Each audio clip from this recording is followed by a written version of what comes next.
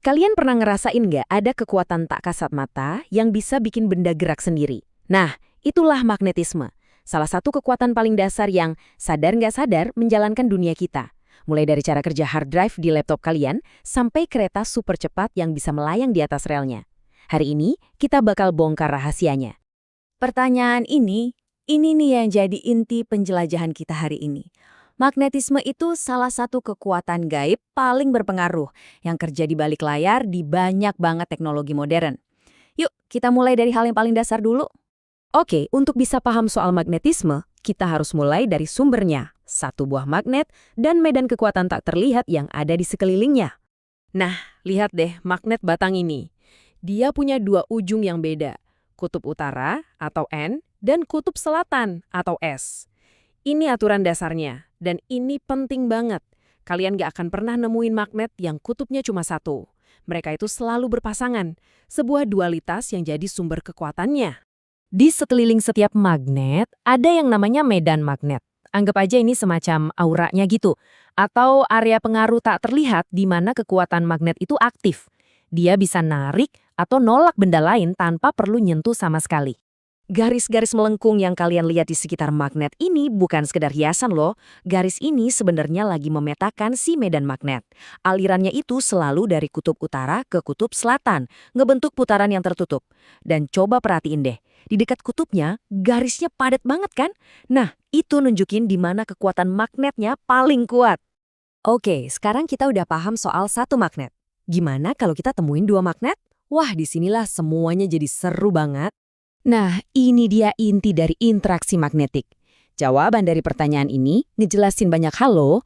Kenapa motor listrik bisa muter, dan kenapa data bisa ditulis dan dibaca dari hard drive kita. Di sini kita punya dua skenario. Coba bayangin, kita hadapin kutub utara dari satu magnet ke kutub selatan, magnet lainnya.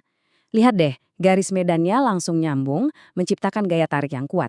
Sekarang, bayangin sebaliknya, dua kutub selatan saling berhadapan.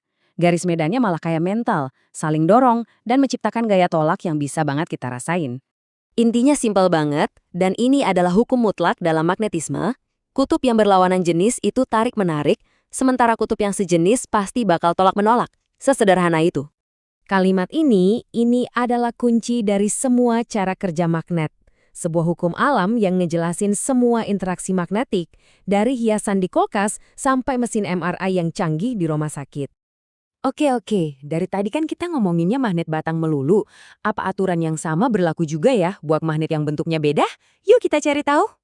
Di sini kita bisa lihat perbandingannya. Kiri itu magnet batang, kanan magnet tapal kuda. Bentuknya beda jauh kan? Yang satu lurus, yang satu melengkung kayak huruf U. Tapi prinsip dasarnya tetap sama persis. Garis medannya tetap ngalir dari utara ke selatan. Cuma bedanya, di magnet tapal kuda, medannya jadi jauh lebih terkonsentrasi di celah antara kedua kutubnya.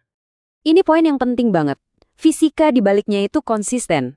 Nggak peduli itu magnet batang, tapal kuda, atau magnet super kecil yang ada di dalam earphone kalian, konsep kutub utara selatan dan cara medan magnetnya bekerja itu tetap sama.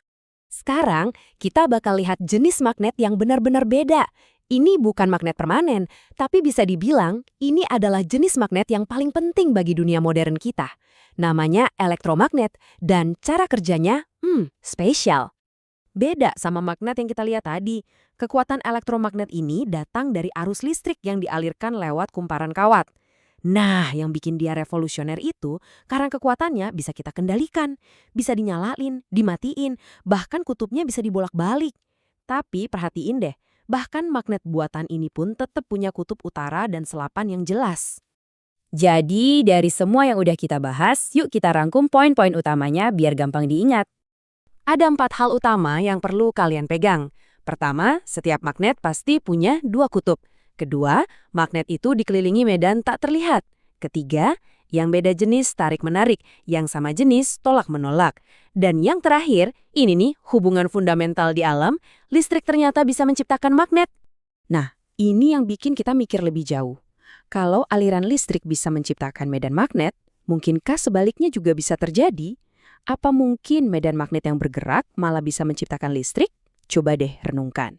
Jawabannya adalah alasan kenapa kita punya listrik di rumah kita sekarang. Terima kasih sudah menyimak penjelajahan kali ini.